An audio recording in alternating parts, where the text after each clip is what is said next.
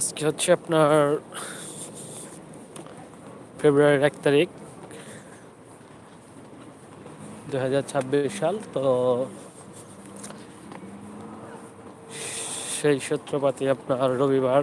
আর রবিবার দিন সাধারণত মাসের প্রথমে 1 তারিখ হলে সব জায়গায় আপনার ফ্রি হয়, আপনার কষ্ট লাগে না ঘোরাফেরার জন্য উন্মুক্ত থেকে। আপনার এটা প্রত্যেক বছরে একবার করে হয়। প্রত্যেক মাসের প্রথম 1 তারিখ যদি রবিবার হয় তাহলে সেই দিন সব জায়গায় ঘোরাফেরা ফ্রি। আপনি যেখানে ইচ্ছে সেখানে ঘুরতে পারবেন। আমার কথাটা বুঝতে পারছেন কিনা আপনারা আমি বলতে পারবো না, আবারও রিপিট করছি।